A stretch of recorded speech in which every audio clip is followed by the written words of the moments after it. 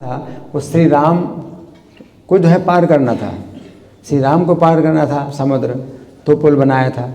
और बंदर भी पार कर गए तो वो दूसरी बात है, लेकिन श्री राम की विशेष आवश्यकता थी इसलिए उन्होंने पुल बनवाया था। और श्री राम ने फिर वो पुल तोड़ भी दिया कि और कोई आगे से चल करके मनुष्य ना पार करे। तो विभीषण ने जब प्रार्थना की थी कि अब मनुष्य लोग जो है हमें तंग करेंगे, क्योंकि आपकी आज्ञा है कि हम मनुष्यों को ना खाएं, राक्षस लोग मनुष्यों को ना खाएं, तो जो है मनुष्य लोग हमें तंग करेंगे। तो श्री राम ने स्वयं जो है 2 बाण मार करके उस पुल के 3 टुकड़े कर दिए थे। तो कोई मनुष्य नहीं पार कर सकता। लेकिन यहाँ पर जो पुल भगवान चैतन्य ने बनाया अपने पार करने के लिए नहीं बनाया, उन्होंने अपने पार करने के लिए नहीं बनाया उन्होंने पुल बनाया जन साधारण को पार करने के लिए। तो श्री राम ने जो पुल बनाया था वो जन साधारण को पार करने के लिए नहीं बनाया था, स्वयं पार करने के लिए बनाया था। लेकिन भगवान चैतन्य ने जो पुल बनवाया है ये हम लोगों के पार करने के लिए है। और इस पुल में जो है क्या है कि हरिनाम संकीर्तन रूपी सेतु प्रदान किया है, जिसमें लंगड़ा और अंधा भी भवसागर को पार कर सकता है। जिस भव समुद्र को पार करने के लिए पहले की युगों में बड़ा जो है कठिन उपाय था, तो बड़े बड़े कोई यज्ञ करे या कोई ध्यान करे, संभव नहीं है ना। तो इस कलयुग में जो है लोग इस उपाय के योग्य नहीं हैं, तो इस कलयुग में लोग जो है लंगड़े हैं, आध्यात्मिक रूप से लंगड़े हैं, चल नहीं सकते हैं, आध्यात्मिक रूप से अंधे हैं, उनके पास आंखें नहीं आध्यात्मिक ज्ञान और समझने की, है ना। लेकिन तो भी भवसागर को पार कर सकते हैं।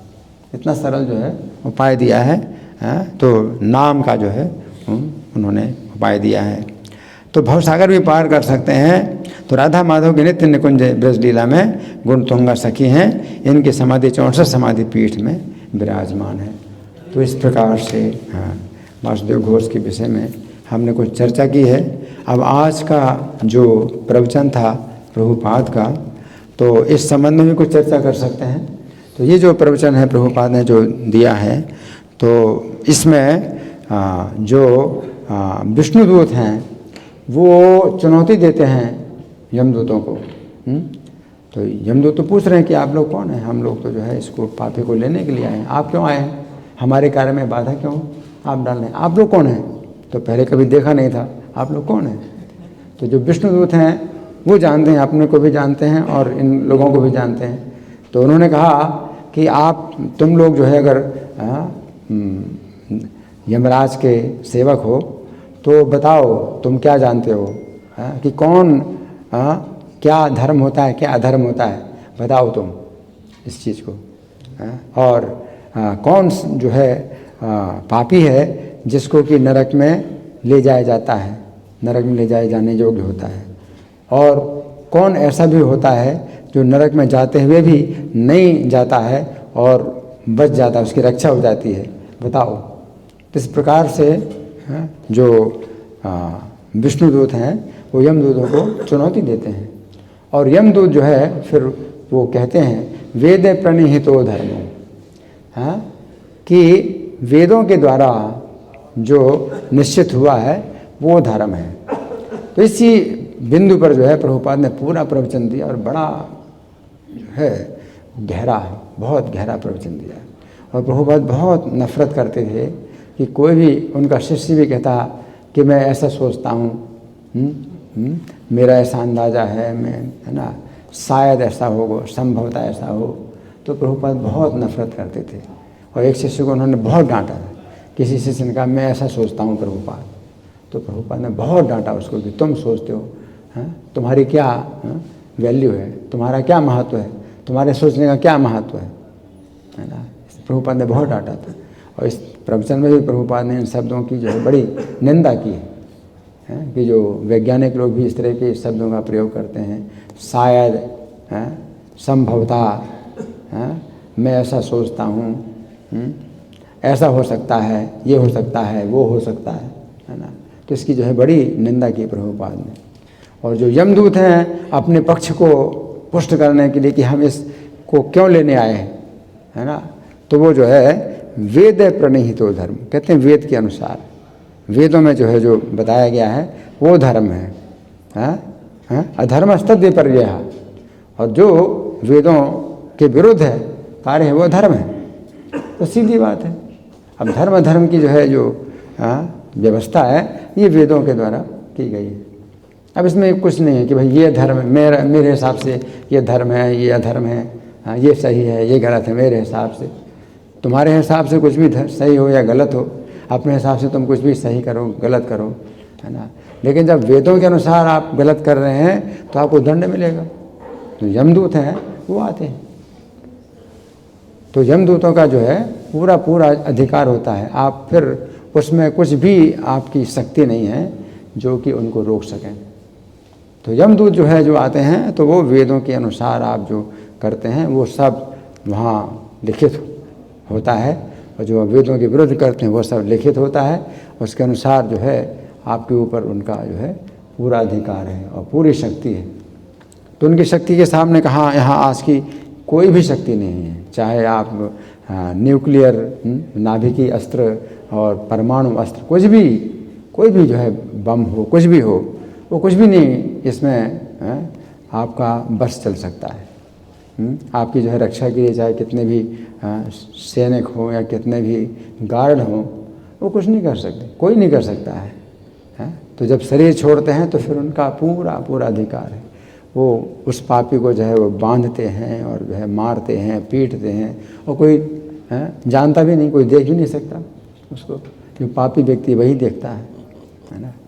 तो प्रभुपाद ने मतलब इस बात का जो है मतलब बहुत इसको जो है जोर दिया कि हमें जो है वेदों के अनुसार हमें मतलब कार्य करना है। और फिर प्रभुपाद कहते हैं कि हमारे पास तो जो है कुछ कारण है कि हम इस बात को मान रहे हैं कि वैदिक साहित्य में, शास्त्रों में ये बात बताई गई है। आपके पास तो कुछ भी कारण नहीं, आप तो बस केवल अपने अंदाजे से बोलते हैं ये मेरा विचार है, ये मैं सोचता हूँ, ये ऐसा हो सकता है, वैसा हो सकता है। तो आपके पास तो कोई भी उपाय नहीं है। तो प्रभुपाद ने पूरा जो प्रवचन दिया इस पर दिया है।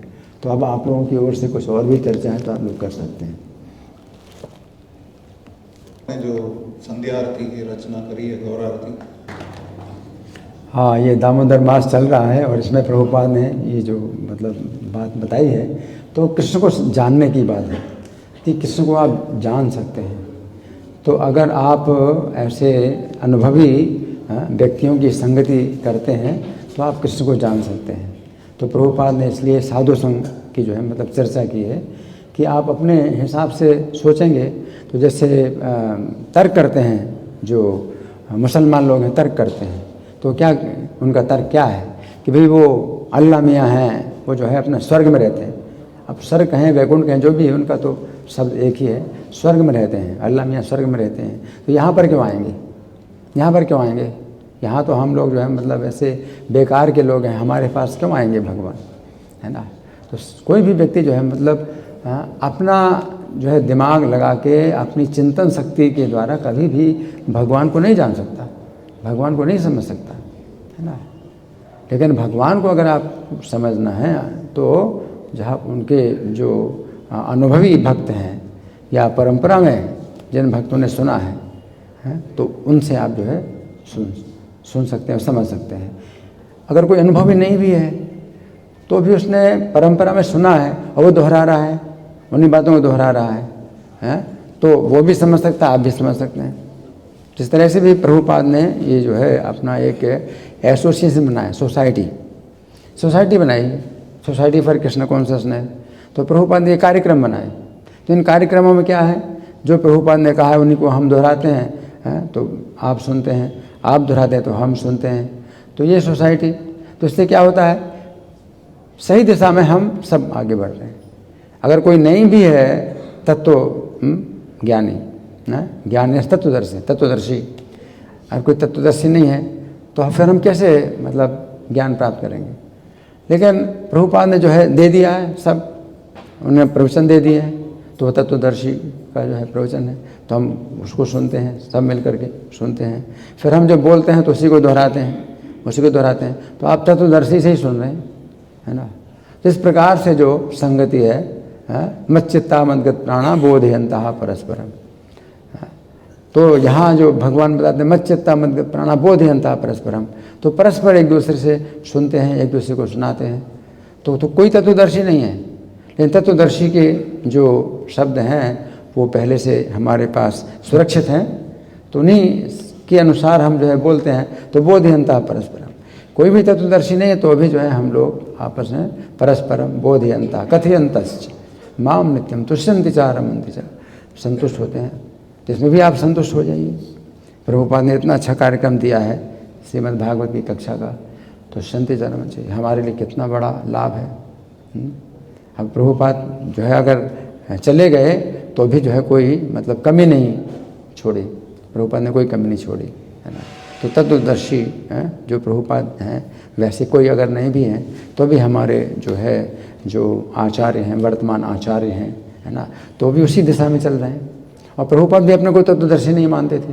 प्रभुपाद भी कहते मैं भी दोहरा रहा हूँ, है ना।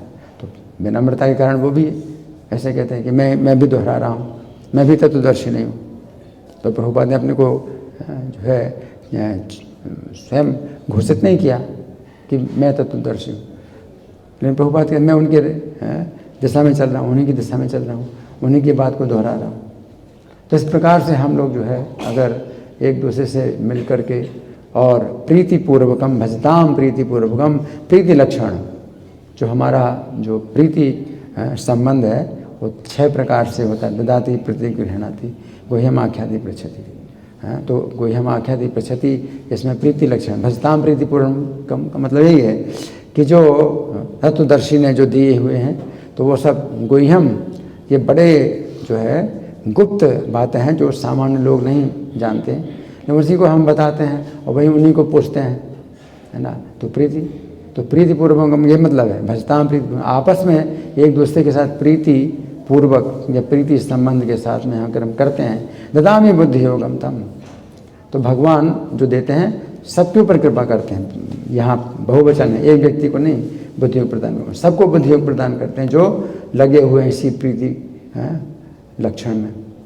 तो एक दूसरे के साथ में जो करते हैं प्रीति और गुह्यम आख्याति पृच्छति हैं और क्या है तुष्यन्ति च रमन्ति च, तो इसी में ही जो है तुष्ट होते हैं, आनंदित होते हैं। तो भगवान कहते हैं बुद्धि योग प्रदान ददाम या बुद्धि योग, तो एक व्यक्ति को नहीं उन सबको भगवान बुद्धि योग प्रदान करते हैं। ददाम या बुद्धि योगम ये न माम अपयांति, बहुवचन है, इन सबको बुद्धि योग प्रदान करता हूँ जिससे कि वो मेरे निकट आते हैं। तो वो बुद्धि भी भगवान देते हैं जिसे हम और समझ पाएँ, अंदर से भी भगवान देते हैं। तो बाहर से हम एक दूसरे को सुनाते हैं, अंदर से भगवान जो है वो बोलते हैं। तो वो सब जो है फिर हृदय में क्या होता है, वो जो है हृदय में फिर वो जम जाता है, वो ज्ञान जो है जम जाता है हृदय में। ददामि बुद्धि योगम तेषाम एव अनुकंपा, तेषाम बहुवचन, उन सब के ऊपर मैं अनुकंपा करने के लिए, अनुकंपार्थम अहम अज्ञानजम तमा, मैं, तो भगवान एक वचन है मैं, और उन सब तेषाम, उन सब के हृदय में अज्ञानजम तमा नाशयामि, तो अज्ञान से उत्पन्न अंधकार को नाशयामि, नष्ट करता हूँ। ज्ञान दीपेन भाषित, हृदय में ज्ञान का दीपक प्रकाशित करता हूँ। तो ये जो है जो प्रभुपाद ने बनाई संस्था, यही एसोसिएशन संगति है जो कि international society for Krishna consciousness. तो इसमें जो है अगर हम लगे रहें, किसी प्रकार से लगे रहें, अपराधों से बच करके लगे रहें और परस्पर इसी कृष्ण कथा में अगर लगे रहें तो फिर पूरी रक्षा है। तो एक प्रकार से जहाज भी है, प्रभुपाद ने जहाज बनाया समुद्र में। आप इसमें अगर किसी प्रकार बैठे रहे और कूदे नहीं बाहर, तो आप बस यही है आपकी योग्यता कि कूदो नहीं और कुछ करने की जरूरत नहीं है। अंधे हैं, लंगड़े हैं, जो भी है, चाहे नहीं बोल पाते हैं, नहीं सुन पाते, तो भी बने रहो किसी प्रकार से, तो भक्तों के समाज में बने रहो तो पहुंच जाओगे, पार पहुंच जाओगे। हरि बोल। श्री कृष्ण कथा महामहोत्सव की, जगत गुरु श्रील प्रभुपाद की। हरे कृष्ण। बहुत अच्छा, बहुत अच्छा।